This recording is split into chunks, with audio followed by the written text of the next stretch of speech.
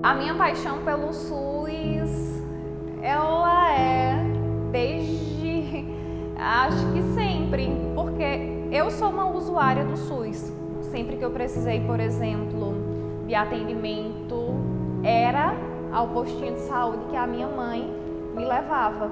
Dentro da graduação, como monitora da disciplina de epidemiologia, dentro da residência eu cresci muito como profissional da atenção básica. Ser profissional do SUS é isso, é pensar realmente e sempre em mudar a realidade local. E eu percebo em tudo a força que o SUS tem.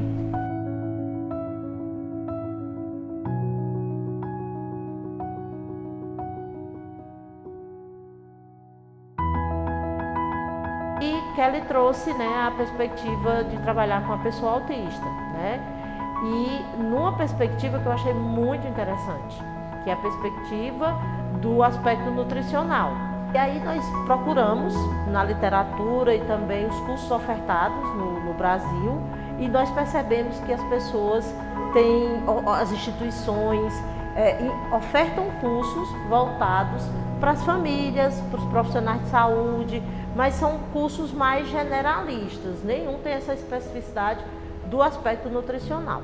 A primeira fase foi uma revisão de literatura, uma revisão de escopo, de forma mais específica, onde eu consegui levantar um número de 51 estudos que apontavam intervenções nutricionais para o transtorno do espectro autista. Hoje, as maiores evidências científicas dizem respeito à dieta sem glúten e sem caseína, à dieta cetogênica, a vitamina D, o ômega 3 e também os nutracêuticos, que é algo bem específico também da minha profissão, que seriam os alimentos, os nutrientes que têm o poder de tratar. Foi quando veio despertar de entrar em contato com esses nutricionistas.